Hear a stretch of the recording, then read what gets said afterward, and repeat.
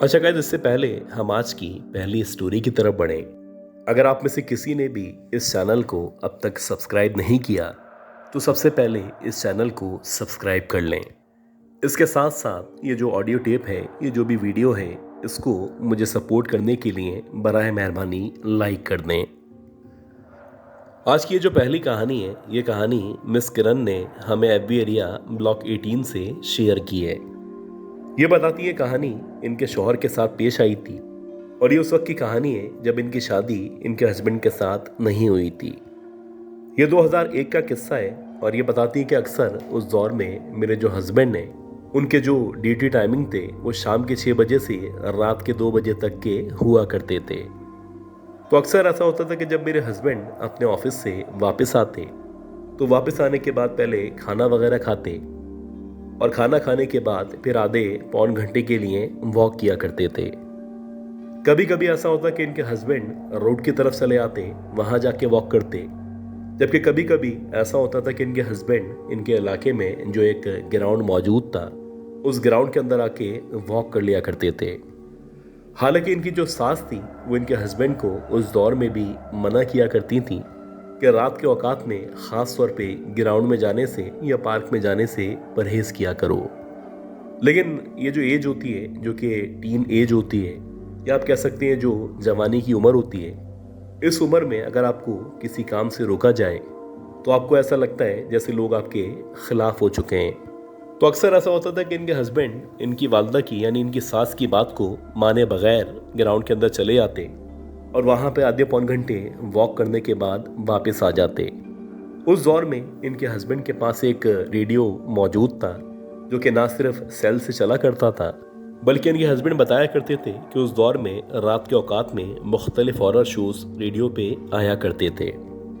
तो वैसे ही एक सर्द रात थी। इनके हस्बैंड जब वापस आए तो 2:15 का टाइम था। अब वापस आने के बाद इनके हस्बैंड ने खाना वगैरह खाया और खाना खाने के बाद ये जो ग्राउंड था उस ग्राउंड में रेडियो लेके वॉक करने निकल गए। ये बताती है कि जब मेरे हस्बैंड ग्राउंड के अंदर दाखिल हुए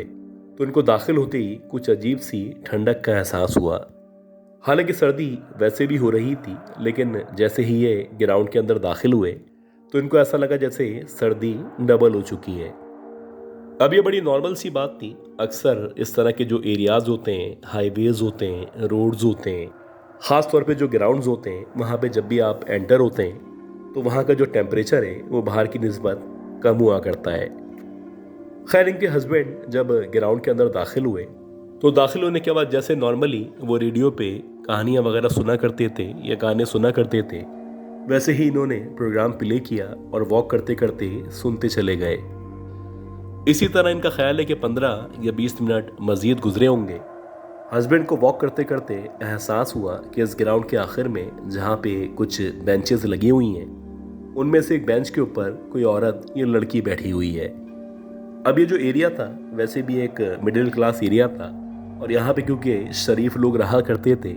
तो इतनी रात में किसी लड़की या औरत का घर से बाहर निकलना या इतनी रात में निकल के इस तरह पार्क के अंदर या ग्राउंड के अंदर बैठना बहुत ज़्यादा मायूब समझा जाता था।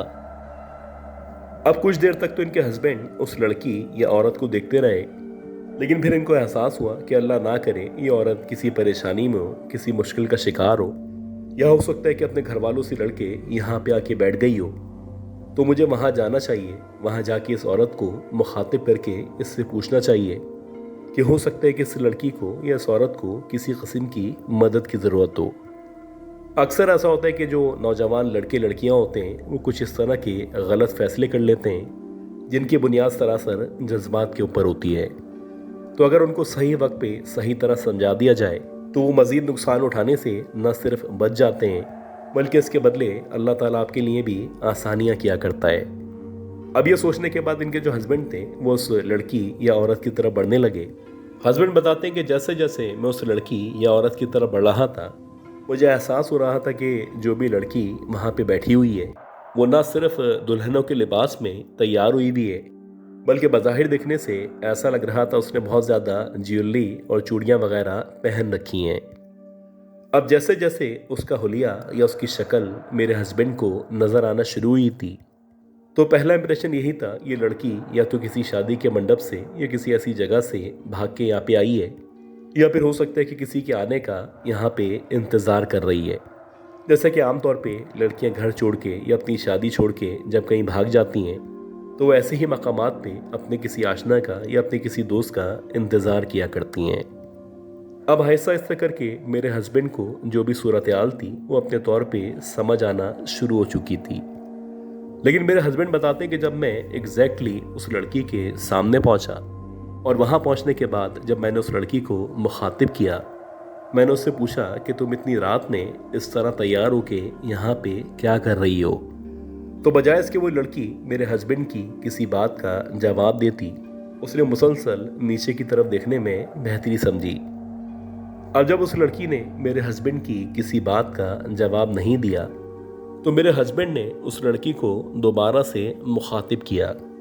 मेरे हस्बैंड ने पूछा कि अगर तुम चाहो तो मैं तुम्हारी मदद कर सकता हूँ। मुझे बताओ तुम यहाँ पे किसका इंतज़ार कर रही हो और तुम कहाँ से या किस इलाके से भाग के यहाँ पे आके बैठी हो। अब जब मेरे हस्बैंड ने दोबारा से उस लड़की से इस तरह से या प्यार से पूछा, तो वो लड़की एकदम से खड़ी हुई। अब जैसे ही वो लड़की खड़ी हुई, तो अब तक वो जो लड़की थी वो बज़ाहिर नॉर्मल लग रही थी और ऐसा लग रहा था जैसे वाकई में कोई दुल्हन है जो किसी जगह से भाग के यहाँ पे आ चुकी है। खैर अगले ही लम्हे उस लड़की ने कुछ पतली सी आवाज़ में, या आप कह सकते हैं कि नाक की आवाज़ में, मेरे हस्बैंड की तरफ देख के कहना शुरू किया कि मैं यहाँ पे अपने होने वाले शौहर का इंतज़ार कर रही हूँ, वो पता नहीं यहाँ पे क्यों नहीं आ रहा। अब ये सुनने के बाद जो मेरे हस्बैंड थे उन्होंने उस लड़की से दोबारा पूछा कि आखिर कौन है जिसका तुम इंतज़ार कर रही हो, और ये बताओ कि तुम कब से यहाँ पे बैठी हुई हो। अब जब मेरे हस्बैंड ने यह सवाल किया, तो वो जो भी लड़की थी उसने एकदम से मुस्कुराना या हंसना शुरू कर दिया। जब उसने हंसना शुरू किया तो मेरे हस्बैंड को अल्टीमेटली गुस्सा आने लगा। उनको लगा जैसे वो इनके पूछने का या इनके हमदर्दी दिखाने का मजाक उड़ा रही है। वो कहने लगी कि मैं काफ़ी सालों से, तुम कह सकते हो कि 20 सालों से अपने इस होने वाले शौहर का या उस आदमी का इंतज़ार कर रही हूँ। उसने मुझे कहा था वो यहाँ पे मुझे लेने आएगा। अब बज़ाहिर उसकी ये जो बात थी ये मेरे हस्बैंड को मजाक लग रही थी। उनको लगा शायद ये जो लड़की है मुझे डराने की या बेवकूफ़ बनाने की कोशिश कर रही है। तो मेरे हस्बैंड ने कहा कि 20 साल से तुम इस तरह दुल्हन बन के यहाँ पे बैठी हुई हो और इसी तरह तैयार होके तुम उसका इंतज़ार कर रही हो, ये कैसी बेवकूफ़ों वाली बात है। अब जैसे ही मेरे हस्बैंड ने इस तरह से कहा, तो वो एकदम से मेरे हस्बैंड की तरफ मज़ीद बढ़ने लगी। मेरे हस्बैंड बताते हैं कि जैसे जैसे वो मेरी तरफ बढ़ रही थी, तो मुझे उसके लड़खड़ाने का या कुछ अजीब तरीके से चलने का एहसास हो रहा था। इसी दौरानिए में जब एग्जैक्टली मेरे हस्बैंड की नज़र उस औरत के पैरों के ऊपर पड़ी, तो मेरे हस्बैंड बताते हैं कि मैंने देखा उसके जो पैर थे वो ना सिर्फ उल्टे थे, बल्कि उसके पैरों पे बहुत ज़्यादा ज़ख्म मौजूद थे। अब मेरे शौहर को अंदाज़ा हो चुका था कि इनके सामने जो मखलूक मौजूद है वो किसी भी तरह इंसान नहीं है। मेरे हस्बैंड बताते हैं कि मैं अगले ही लम्हे ना सिर्फ मुड़ा, बल्कि मुड़ते ही मैंने अपने घर की तरफ भागना शुरू कर दिया। इस दौरानी में जितनी भी अहादीस, कुरानी आयत वगैरह मुझे याद थी, ये जो कुछ मुझे पढ़ना चाहिए था, मैं उसकी ना सिर्फ तिलावत कर रहा था, बल्कि मैं कोशिश कर रहा था कि जैसे तैसे वापस खैरियत से अपने घर पहुंच सकूं। और अल्लाह का करना ऐसा हुआ कि मेरे हस्बैंड जब 5-7 मिनट के बाद खैरियत से अपने घर पहुंचे, तो घर पहुंचने के बाद उन्होंने तौबा कर ली थी कि रात में, ख़ास तौर पे इतनी रात में, इस ग्राउंड या पार्क में जाने से हमेशा के लिए परहेज़ करना है।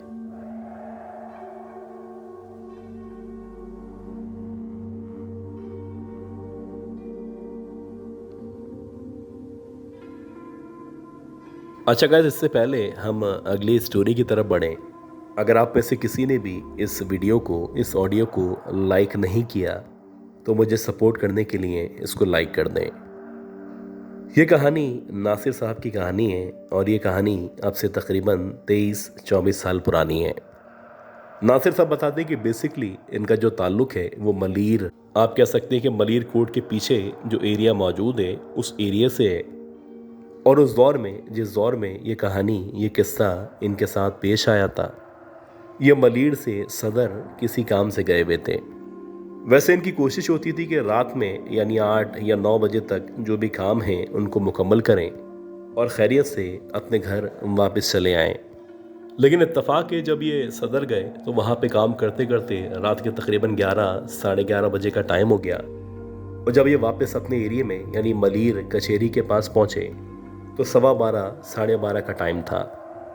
अब जो लोग इस इलाके के इस एरिया के रहने वाले हैं उनको पता होगा कि मलीर कचहरी से अगर आप अंदर की तरफ आएँ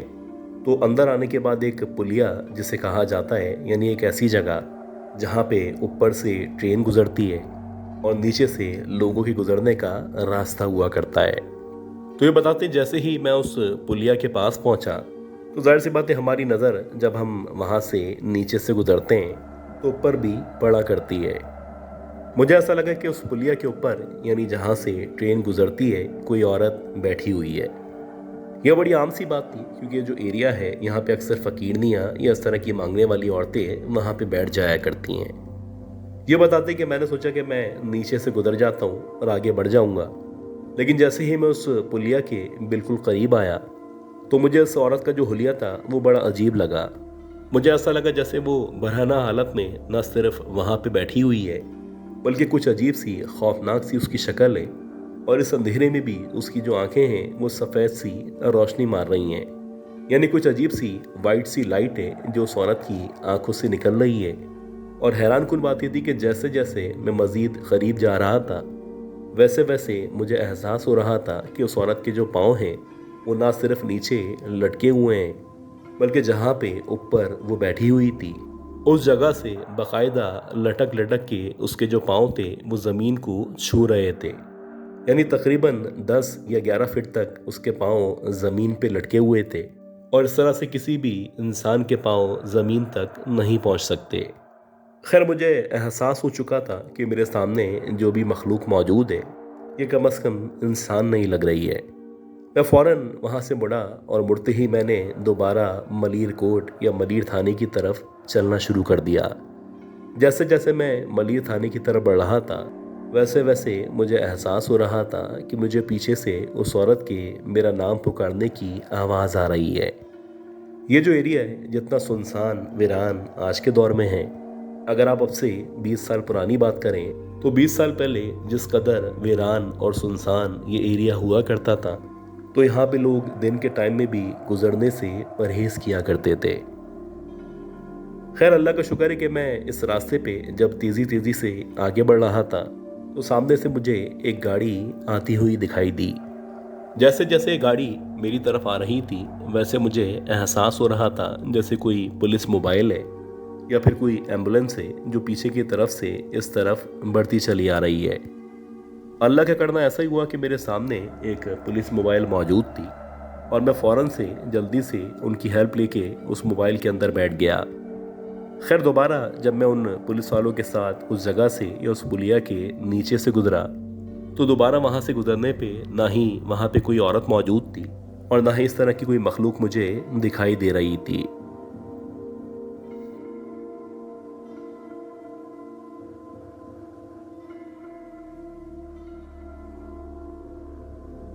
ये स्टोरी हमें मिस किरण ने पंजाब से बल्कि पंजाब के एक गांव से शेयर की है। ये बताती है कि इनका जो गांव है ये शेखुपुरा से तकरीबन 120 किलोमीटर के फासले पे मौजूद है। इनका जो गांव है इस गांव के अंदर तकरीबन 300 साढ़े 300 के करीब घर मौजूद हैं और अब तो खैर यहाँ पे बिजली वगैरह सारी चीज़ें मौजूद हैं, लेकिन ये जो वाक़या पेश आया था ये तकरीबन 2001 या 2002 में पेश आया था।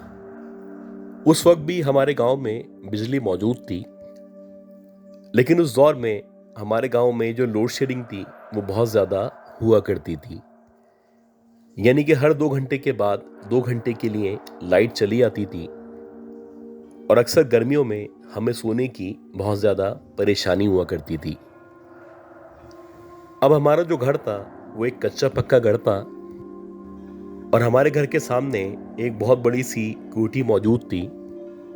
इस कोठी को जब से हम पैदा हुए थे तब से ही खाली देखते चले आए थे। हमने कभी भी इस कोठी के अंदर ना किसी को आते हुए देखा था और ना ही किसी को जाते हुए देखा था। इस कोठी को आमतौर पे लाल कोठी के नाम से पहचाना जाता था और अक्सर लोग कहा करते थे कि ये जो कोठी है ये गए वक्तों में लाहौर के किसी बड़े सियासतदान की मिल्कियत हुआ करती थी।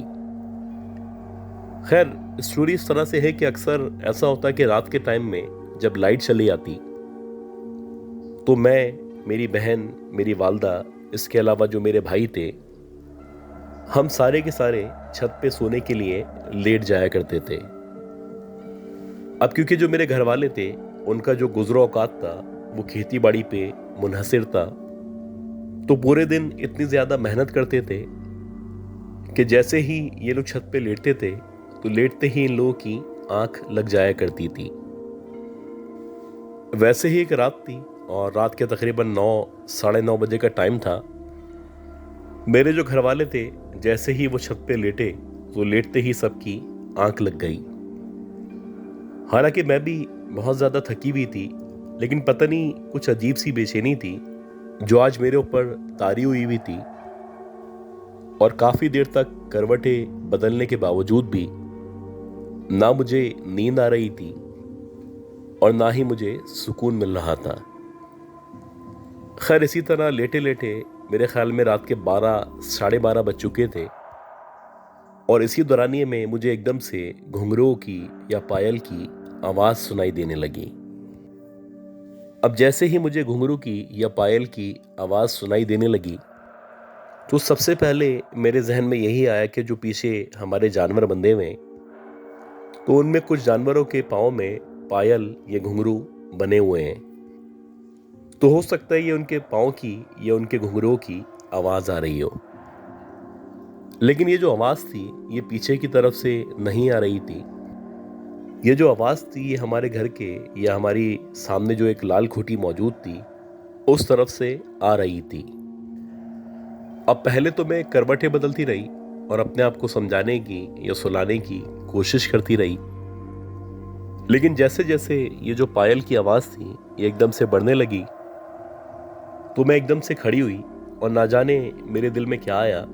कि मैंने सोचा कि मैं ज़रा आगे की तरफ आती हूँ और छत से सामने की तरफ देखना शुरू करती हूँ। हो सकता है कि कोई हमारे घर के सामने मौजूद हो, ये आवाज़ वहाँ से आ रही हो। अब जैसे ही मैं खड़ी हुई और खड़े होने के बाद मैंने सामने की तरफ या उस लाल कोठी की तरफ देखना शुरू किया तो मुझे ऐसा लगा कि जो लाल कोठी की छत है या जो हमारे घर के सामने जितना भी हिस्सा नजर आता है उस छत के ऊपर कोई औरत मौजूद है और अंधेरे में जितना मुझे नजर आ रहा है उसके मुताबिक उसने सफेद कलर की शायद फ्रॉक पहन रखी है और मुसलसल वो गोल गोल घूम रही है और जैसे जैसे वो गोल गोल घूम रही है